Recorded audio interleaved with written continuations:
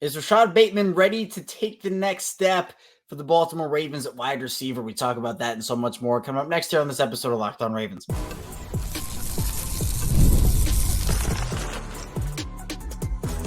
You are Locked On Ravens, your daily Baltimore Ravens podcast. Part of the Locked On Podcast Network, your team every day. Welcome into another edition of Locked On Ravens, your daily Baltimore Ravens podcast. I'm your host, Kevin Ostreicher of Ravens Wire, here with you on the Locked On Podcast Network, your team every day. Thank you so much for being here, making Locked On Ravens your first listen each and every single day, or free and available on all podcasting platforms. It includes in video form on YouTube and in audio form wherever you get your shows. Today's episode of Locked On Ravens is brought to you by FanDuel. Make every moment more. Right now, new customers get $150 in bonus bets with any winning $5 bet. It's $150 with any winning $5 bet. Visit FanDuel.com/lockedon to get started. We're here for you 5 days per week. So if you want daily Ravens coverage, so news, analysis, updates, and so much more, be sure to stay locked in here on Locked On Ravens. We have a lot to talk about today. OTAs round 2 are this week. Obviously, round 1 last week, round 3 next week, right in the middle for OTAs. And still workouts. We're going to see who attends, who doesn't. But early indications based off of who showed up last week, there were some pretty strong veterans. And in fact, it was a really encouraging turnout. But we're going to be talking about some of the comments that were made last week at OTAs and applying them to some specific segments today. So first, I want to talk about Rashod Bateman. Bateman, he's been a huge topic of conversation. There's no question about it. Got the extension about a month or so-ish ago now. And he needs to take the next step for the Ravens. And we're going to talk about why he could be ready to do that this season. Then we're going to continue on that conversation a little bit and talk about who needs a big year. I guess who else needs a big year. Bateman is definitely one of those guys. But who else needs a big year for Baltimore? We'll talk about that as the months go on before the season starts. But just an early look at that.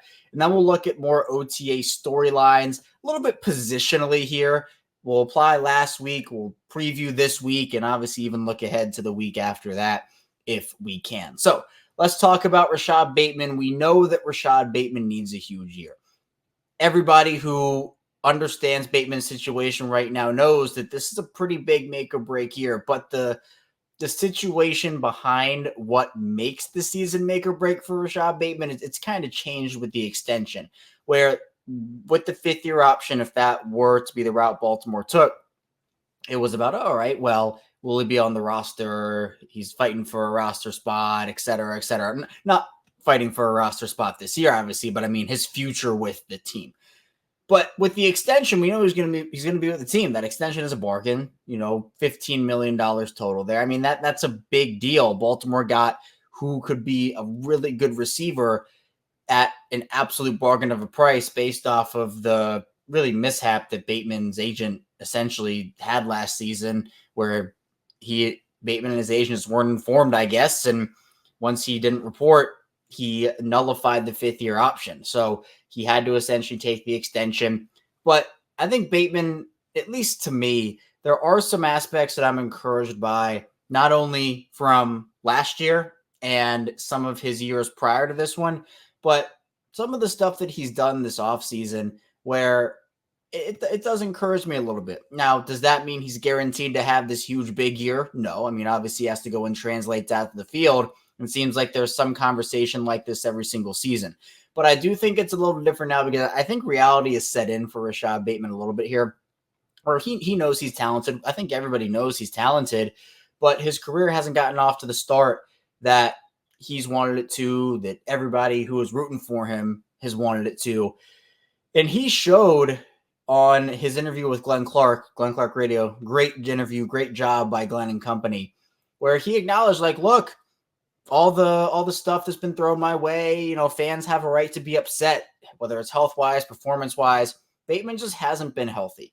And obviously that's not necessarily something you can control unless you're just not taking care of your body. And I think Rashod Bateman is doing that. It's been unfortunate injury luck for him.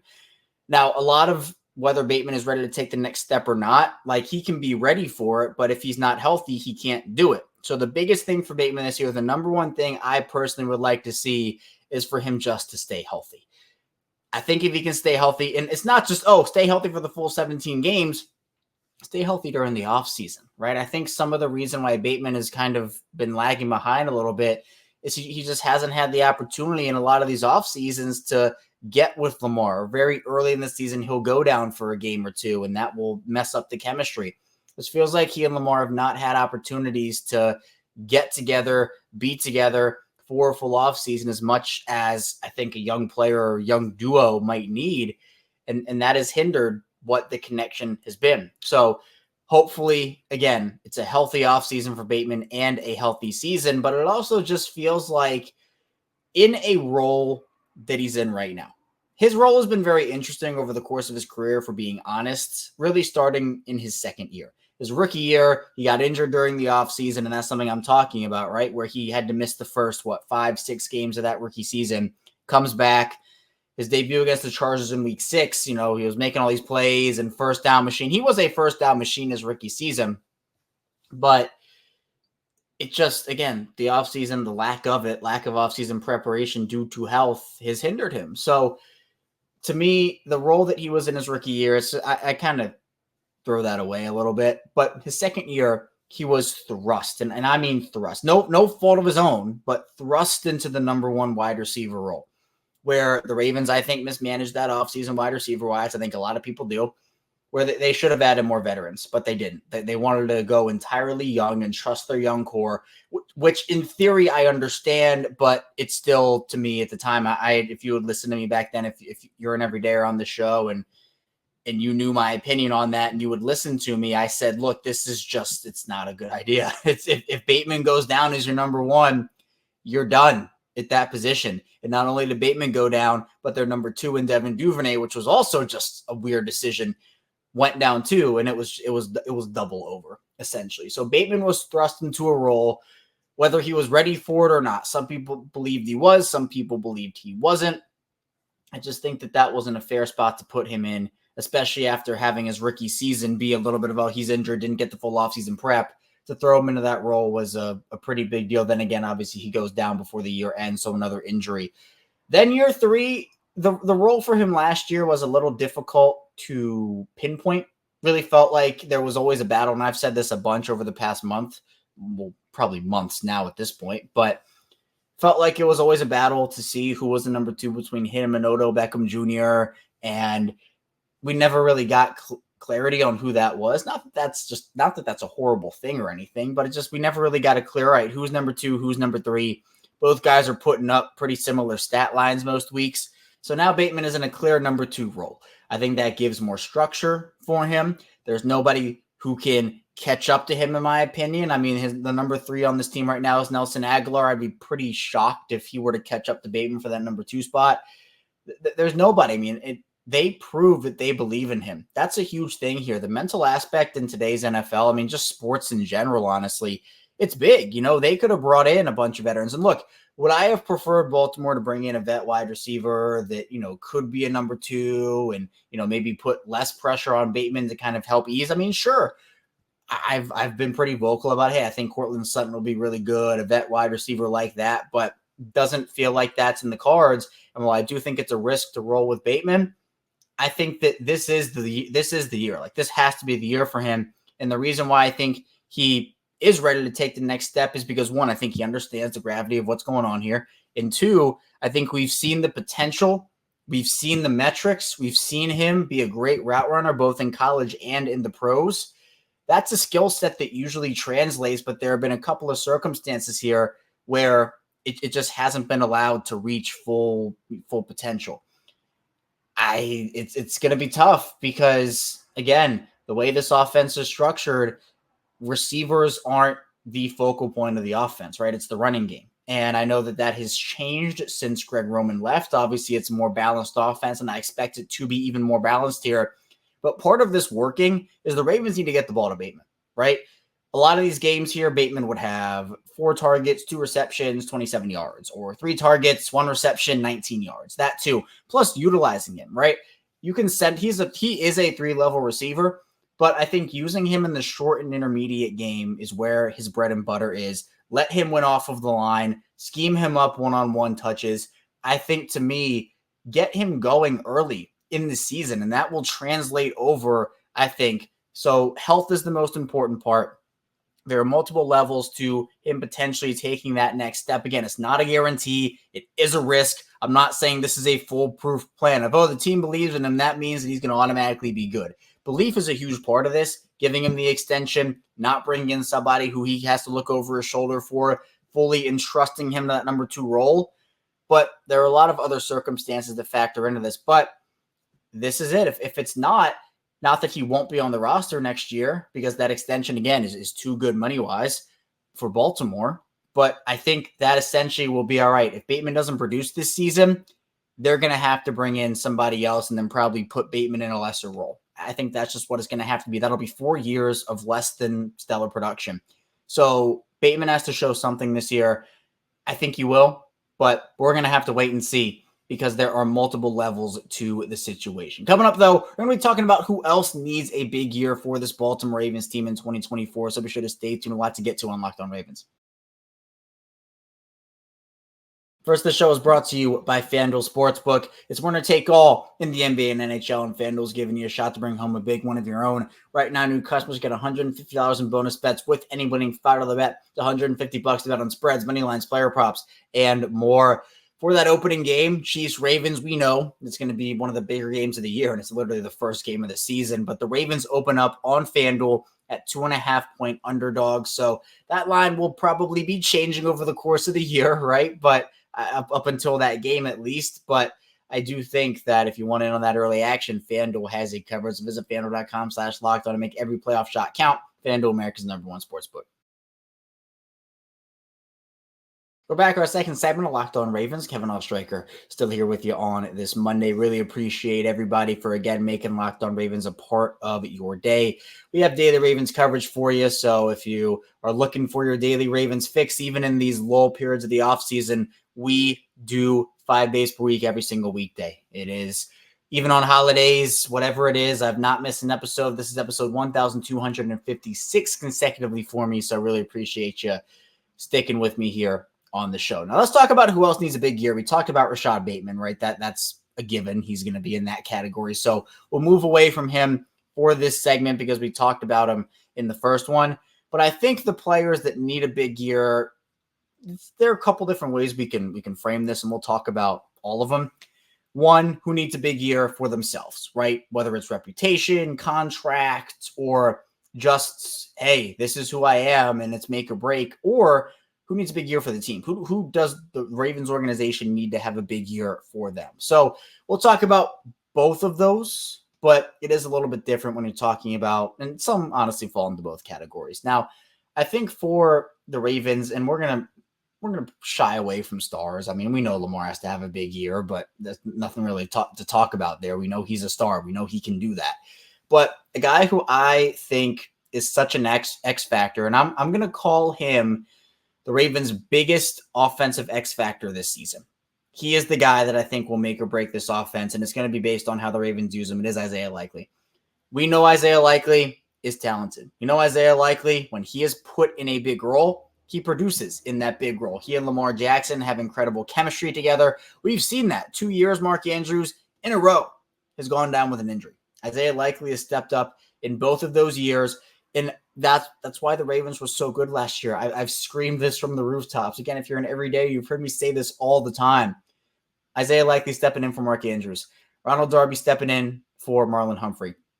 Geno Stone stepping in for Marcus Williams. They had so many guys step up in the wake of injuries last season. Their depth pieces.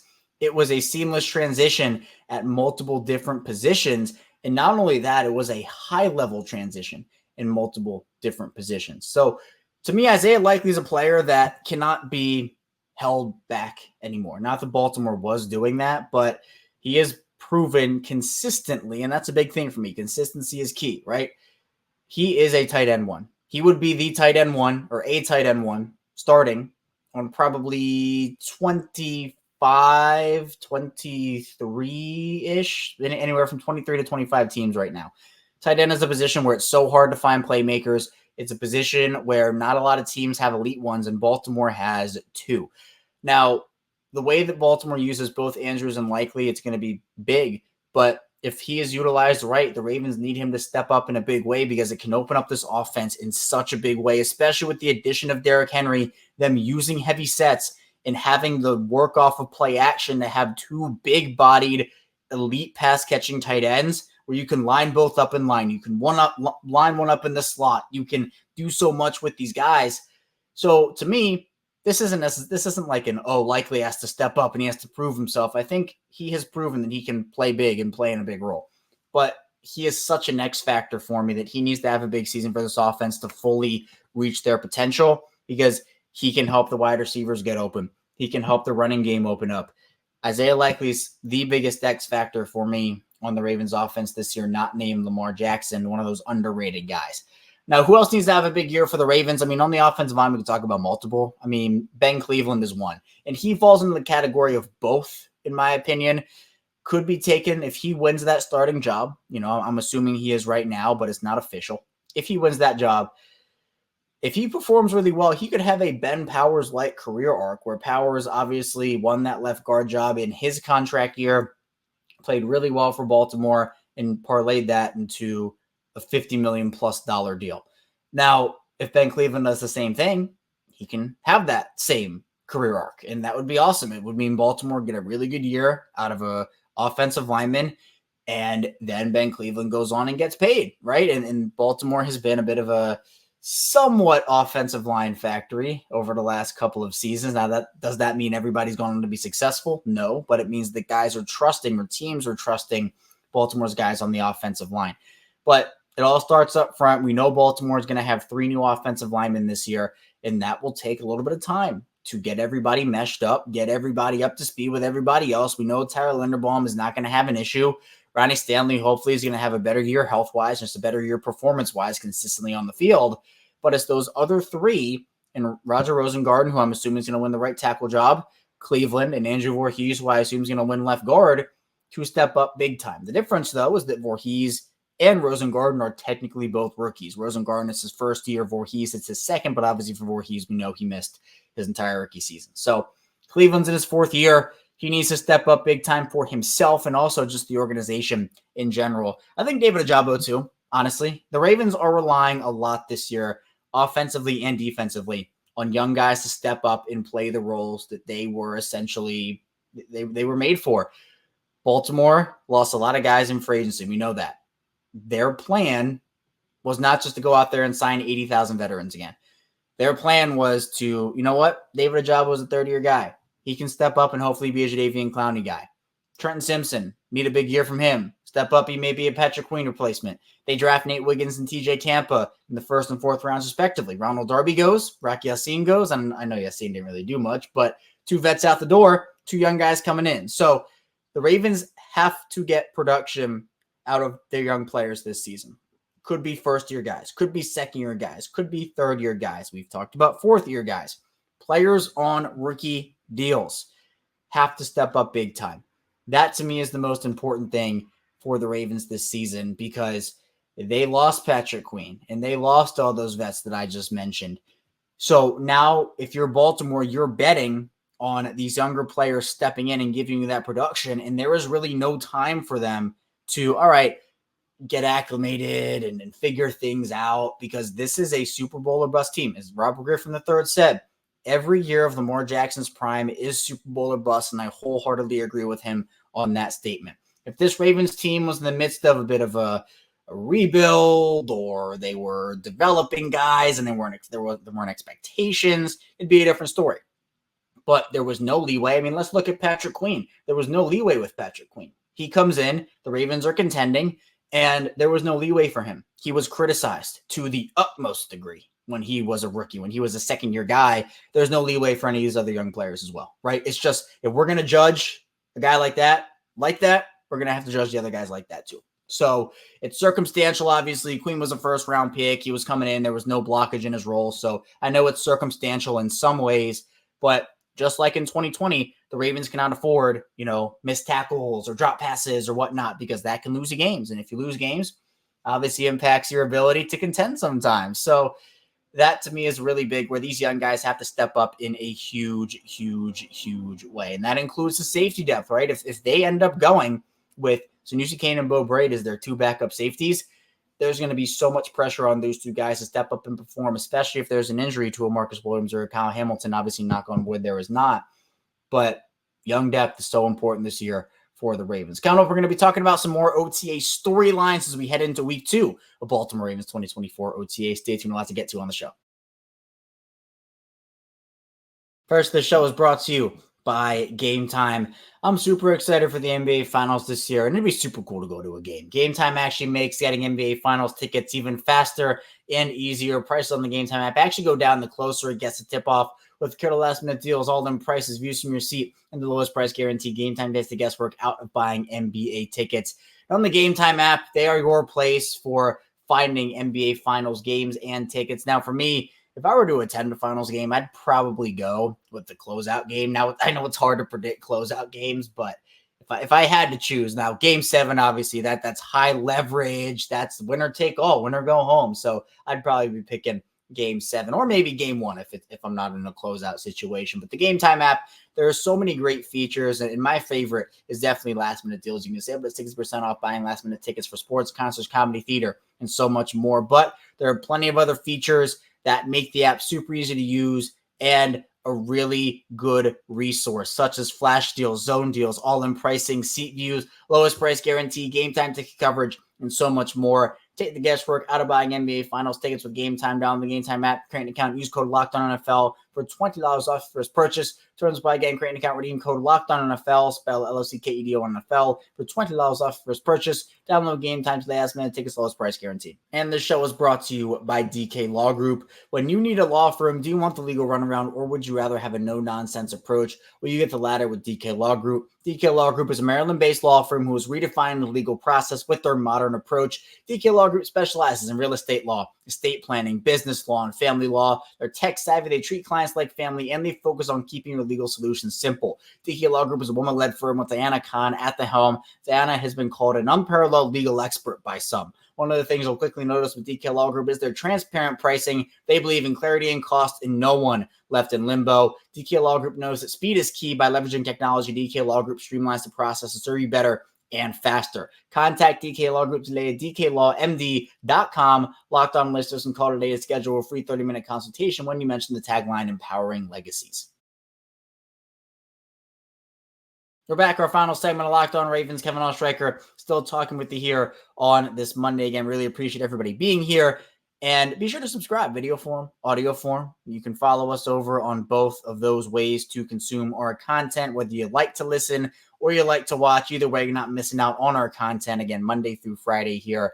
We actually did some bonus episodes over the weekend. We talked on Saturday about some early OTAs, winners and losers, some takeaways from it. And then on Sunday, we talked about if the Ravens signed Jamal Adams, would that be a brilliant move or a massive mistake? So if you didn't know we did those bonus episodes, you can do some catching up on your Locked On Ravens content and consume that content. So really appreciate everybody. But let's talk about OTA storylines now heading into week 2. This is week 2 of workouts for the Ravens. We've heard from players. We've heard from coaches. We have heard some takeaways from people who were there about Devin Leary looking really good, Tavius Robinson, Travis Jones. But to me, some of the storylines I'm looking out for personally, I think attendance is always one of them. We saw a really great run of attendance from the Ravens, especially during Wednesday's practice, the second practice where Lamar Jackson was there, Derrick Henry, Roquan Smith, etc. I mean, guys showed up to OTAs. Now, are they going to show up once a week? What's going on? How often is Lamar going to be there? I think it is worth monitoring, but it's not the be-all, end-all. Again, with OTA attendance, these voluntary workouts, the players have the right to not show up. And that's what they can do. They can show up, they cannot. I'm not going to hold it against any player who doesn't show up. Obviously, I would love every player to be there. The organization would love every player to be there. But since these are voluntary, they can do what they want there. Now, when you talk about the actual football storylines of it, I do think, as we talked about in the second part of the show, some of these young players stepping up. It's interesting to hear, right? Tavius Robinson looking good and Travis Jones, etc. But I think one of them is if Devin Leary has looked as good as advertised so far, is there any way that he could challenge Josh Johnson for the number 2 job? I would doubt it personally, but I don't think it's a non-zero chance. I think that the Ravens, obviously, you want to go with the guy that gives you the best shot to win. Now, ideally, you don't have to even use the backup quarterback all year because Lamar's healthy, and you don't have to even visit the conversation. But we know Josh Johnson is not a long-term solution at the backup quarterback spot for the Ravens. Devin Leary is a guy that, his tape didn't necessarily wow me in college, but apparently he's looked good. Arm has looked strong, did throw 2 interceptions, but also had multiple throws that were in tight spots, tight windows, looked really good. So could Devin Leary challenge Josh Johnson? Now that, if it is a quote-unquote competition, it's not going to be decided in OTAs. Obviously, it's going to be a training camp / preseason thing. Then that also brings up the other storyline of, well, it's not necessarily OTA, but how often are they going to play their guys in the preseason? Also, the rookie class is one that I'm looking at. That's a big storyline. These are some of the first workouts that these rookies have with the veterans on the same field together. So Nate Wiggins, Roger Rosengarten, even guys like TJ Tampa, Devontae Walker, right? Those are players. Adisa Isaac has a hamstring issue, so he hasn't been really available. But the rookies and how they're able to perform is a big storyline for the Ravens this season because, as I mentioned, we've talked about it all show, they need their younger players to step up, and that includes some of the rookies. Nate Wiggins in a 3-corner rotation, Roger Rosengarten we talked about. So rookies in OTAs, I want to hear a lot about those guys, hopefully. And then some of these fringe players, right? Undrafted guys as well who might have a shot to make the roster potentially. I mean, Kadri Ismail's son is one of those guys. Joe Evans, the edge rusher from Iowa, who might have some two-way player potential, is another one of those guys. But feels like to me, the Ravens roster outside of safety is decently set. I mean, you could see maybe another edge rusher, another wide receiver if you move on. But then you talk about a Tylan Wallace, right? For a player like Tylan Wallace, what does his role look like, and is he even going to be on the roster? Now, that depends, I think, if they bring in another wide receiver, but that's the type of thing I'm talking about. These fringe-ish players who, at first glance, you're like, oh, that guy makes the roster, but then you take a deeper dive into it, and you're like a Malik Ham, for example. If the Ravens don't keep 6 edge guys right now, Malik Ham is probably on the outside looking in. Is Josh Ross going to be somebody that makes the roster, or are they going to only keep a certain amount of inside linebackers? So who performs well and who can maybe get the early edge? It's not, again, OTAs don't define who wins or loses a position battle, but it's a start. So we're going to see, hopefully, how it pans out for those guys over the course of the next couple of months. That's all I have for you here today, though, on Locked On Ravens. Really appreciate, again, everybody for tuning in today. Be sure to subscribe and follow along for daily Ravens coverage at 5 days per week, video form and audio form. Stay tuned. Coming up tomorrow, more Ravens content. So I'll see you right back here tomorrow on Locked On Ravens.